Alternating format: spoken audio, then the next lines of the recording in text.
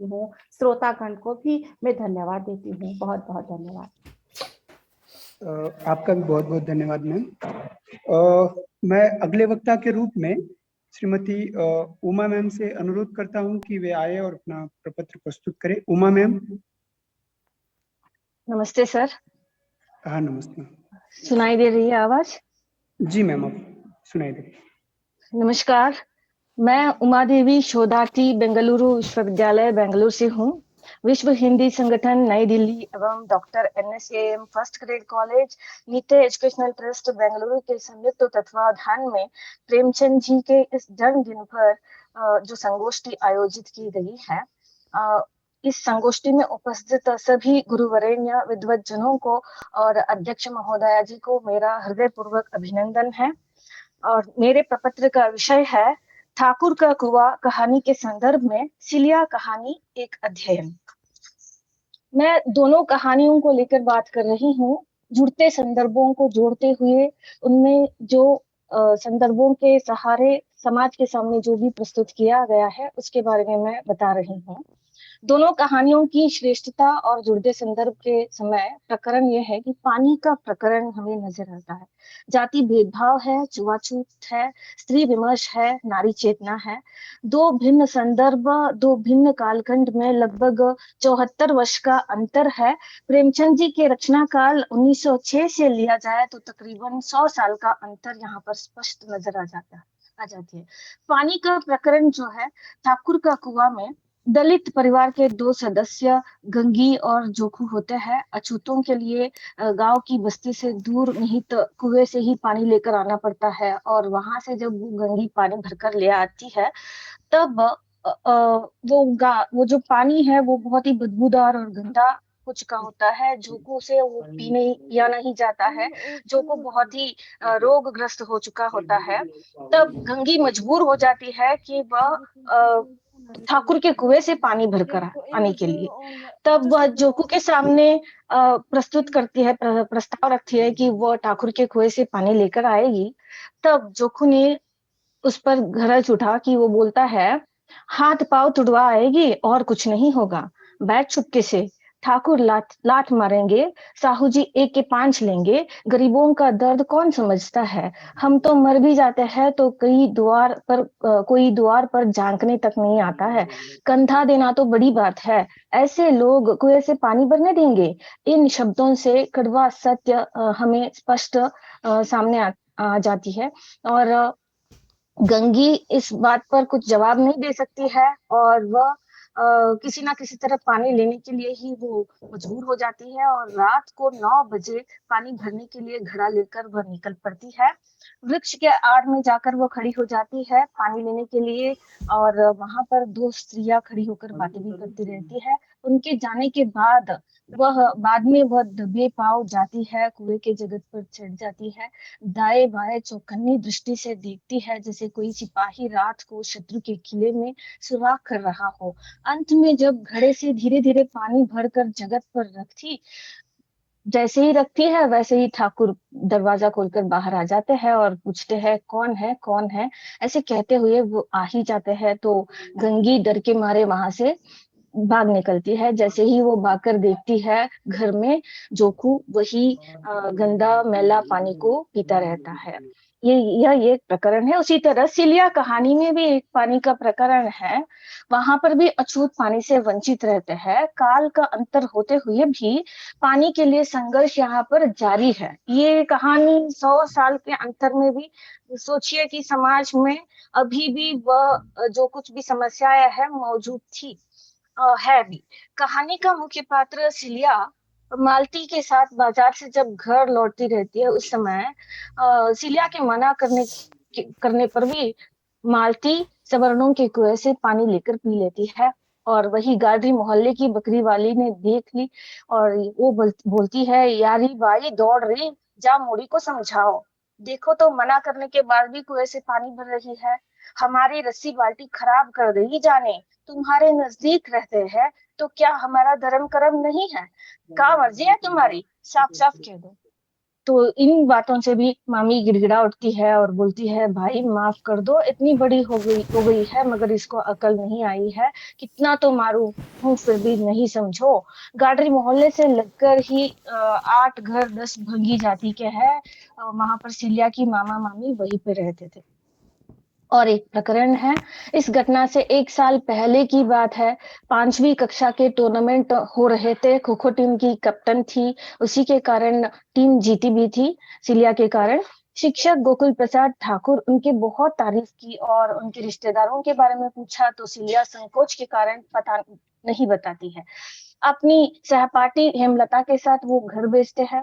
अपनी बहन की सास के घर तक वो ले जाती है हेमलता और उनसे कहती है, सास पूछती है कौन है, किसकी बेटी है, कौन ठाकुर है। हेमलता ने धीरे से जाति बता दी।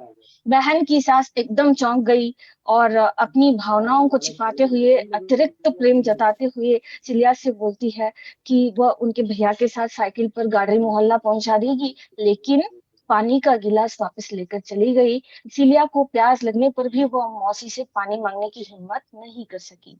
या और कई मुद्दे हैं जो जैसे कि स्त्री विमर्श है। ठाकुर का कुआं कहानी में सवर्ण ऊंचे घराने की जो जब वो गंगी पानी भरने के लिए वहां पर जाती है, तब वह सुनती है कि ऊंचे घराने की स्त्रियों के बीच में बातचीत होती रहती है। उनमें से एक कहती है, मैं कुछ ही बोल रही हूँ, मत लजाओ दीदी, दिन भर आराम करने को जी तरस कर रहा है। इतना काम किसी दूसरे के घर कर देती तो इससे कहीं आराम से रहती। ऊपर से वह एहसान मानता, यहाँ काम कर करते मर जाओ, पर किसी का मुंह ही नहीं सीधा होता। यहाँ पर स्पष्ट समस्याएं दिखाई दे रही है कि स्त्री कहीं भी हो, किसी भी ऊंचे स्थिति में भी क्यों ना हो, स्त्रियों की समस्याओं को उन्होंने तभी हमारे सामने रख दिया है। और दूसरा चित्रण यह किया है कि गंगी ने जोकू को मैला पानी नहीं दिया। वह इसलिए नहीं देती है कि वो बहुत मैला है और वह पहले से रोगग्रस्त है, उसको पीने से और तबीयत खराब हो जाएगी। वह सोचते हुए वह इतना जानती थी कि खराब पानी पीने से बीमारी बढ़ जाएगी, लेकिन इस बात से वह अनजान थी कि पानी को उबाल देने से उसकी खराबी दूर हो जाएगी। यहाँ स्त्री शिक्षा के अभाव को दर्शाया गया है। और सिलिया कहानी में सुशीला जी ने नारी चेतना को दर्शाया है। स्त्री शिक्षा के महत्व को बताया गया है। 1970 की बात है कि सिलिया 11वीं कक्षा में पढ़ रही थी। हिंदी अखबार नई दुनिया में एक विज्ञापन छपा, शूद्र वर्ण की वधू चाहिए, लड़की कम से कम मैट्रिक हो। मध्य प्रदेश की राजधानी भोपाल के जाने माने युवा नेता सेठी जी अछूत कन्या से विवाह कर समाज के सामने आदर्श व्यक्त करना चाहते थे। सीलिया मन ही मन विचार करती है कि मैं बहुत आगे तक पढ़ूंगी। और क्योंकि सिलिया की माँ उसका विरोध व्यक्त करती है, गांव के सभी लोगों ने उनको बताया था कि सिलिया इसके लिए ठीक है, आप फोटो पता सब भिजवा दो। तो तब सिलिया की माँ उसके विरोध में रहती है और वो कहती है नहीं नहीं, वो खूब पढ़ेगी और सम्मान वो खुद कमा लेगी समाज में। तब सिलिया भी उस उनकी बातों से प्रेरित हो जाती है और वो मन ही मन विचार करने लगती है कि मैं बहुत आगे तक पढ़ूंगी और उन सभी परंपराओं के मूल कारणों का पता लगाऊंगी जिन्होंने हमें हिंदू समाज में अछूत बना दिया है। मैं विद्या बुद्धि और विवेक से अपने आप को ऊंचा साबित करके रहूंगी, किसी के सामने झुकूंगी नहीं, ना ही कभी अपना अपमान सहन करूंगी। तो समाज में परिवर्तन लाने वाली विचारधाराएं नारी चेतना के विचार है। यहाँ पर 20 वर्ष के बाद सिलिया ऐसे पेश आती है कि देश की राजधानी के प्रख्यात सभागृह में एक प्रतिष्ठित साहित्य संस्था द्वारा दलित मुक्ति आंदोलन की सक्रिय कार्यकर्ता, विदुषी, समाजसेवी, कवयित्री, साहित्य जगत की प्रसिद्ध लेखिका आदि अनेक विशेषणों का प्रयोग करते हुए मंत्री महोदय के द्वारा शाल, सम्मान पत्र, पुष्पमाला से सम्मानित किया जाता है। स्वागत सम्मान के उत्तर में सिलिया भाषण देती है और देते समय वो सुंदर सवर्ण युवती तत्परता के साथ उसके पीछे तस्तरी में शीतल जल का गिलास आदर भाव से लिए खड़ी थी। भाषण के बीच में उस लड़की से पानी लेकर 2 घूंट पानी पीकर अपनी पुरानी स्मृतियों में वह खो जाती है और कुछ क्षणों के बाद फिर से दोबारा भाषण देने के लिए चालू कर देती है। सामने बैठे विशाल जनसमूह को देखा उन्होंने, परिवर्तनवादी विचारधाराओं को उनके सामने रखा, और सिलिया जो जीवन के कठिन संघर्ष का सामना करते हुए पानी लेकर रही, वह भी आदर सम्मान के साथ। वह न केवल दलित स्त्रियों के लिए बल्कि स्त्री जाति के लिए आदर्श बनकर प्रस्तुत हुई है। और मैं निष्कर्षतः यह कहना चाहती हूँ, ठाकुर का कुआं कहानी प्रेमचंद जी की परिष्कृत, प्रगतिशील एवं परिमार्जित कहानी है, जिसमें समाज में परिवर्तन लाने वाले विचारों को 100 साल पहले ही उल्लेख किया है। चिलिया कहानी के द्वारा डॉक्टर सुशीला ठाकुर ने समाज के बदलते संदर्भ में स्त्री चेतना, स्त्री शिक्षा, दलित विमर्श को परिवर्तनशील दृष्टिकोण से समाज के सामने प्रस्तुत किया है।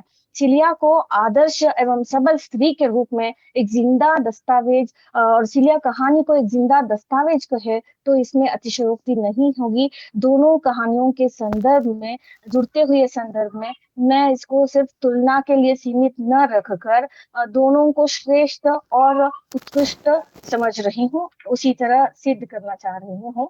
और इसी टॉपिक के रिलेटेड मुझे बहुत प्रासंगिक लगी यह कविता ओम प्रकाश वाल्मीकि जी के ठाकुर का कुआं। वो कहते हैं, चूल्हा मिट्टी का, मिट्टी तालाब की, तालाब ठाकुर का, भूख रोटी की, रोटी बाजरे की, बाजरा खेत का, खेत ठाकुर का, बैल ठाकुर का, हल ठाकुर का, हल की मूठ पर हथेली अपनी, फसल ठाकुर की, कुआं ठाकुर का, पानी ठाकुर का, खेत खलिहान ठाकुर का, गली मोहल्ले ठाकुर के, फिर अपना क्या, गांव, शहर, देश। और इसी तरह मैंने भी एक कविता रची है, सिलिया कहानी को पढ़ने के बाद मैंने ये रची है। वो है प्यारी सी गुड़िया, माँ नानी पापा की सिलिया, चेहरे पर मासूम मुस्कान, दुनियादारी से बिल्कुल अनजान। वो है गुलिस्ता में पल्लवित फूलों की डाली, घमासान बारिश में भी न झुकने वाली सिलिया, चिंतनशील स्वभाव, सदा व्यस्त विचारों के मंथन में, स्वास्थ्य में न कोई अभाव, हिरनी है वह खेल कूद में। वो है 11वीं कक्षा की दलित लड़की, बारिश की बूंद जो रंग बनी आसमान में इंद्रधनुष की। मानती है उसकी निगाह है अंबेडकर को आलमपना, कंकड़ पत्थर की राह है न अखरती है चाहे वह चौराहा। प्यास से त्रस्त सिलिया सफल रही सवर्णों से पानी लेकर, दम है उसकी कलम में बनकर दलित लेखन का हस्ताक्षर।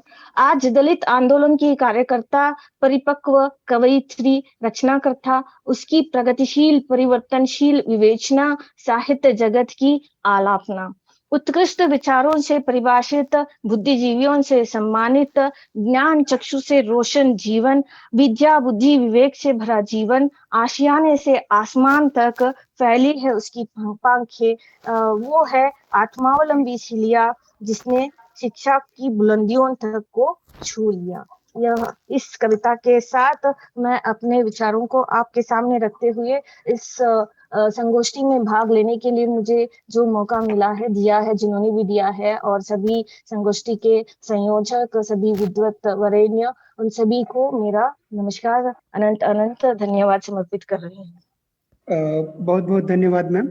आपने सिलिया और ठाकुर का कुआं कहानी के तुलनात्मक अध्ययन के माध्यम से एक तरह से हम पाठकों को प्रेमचंद की दलित दृष्टि समझने में सहायक सिद्ध हुआ। यह आपका प्रपत्र। अब मैं अगले प्रपत्र वाचक के रूप में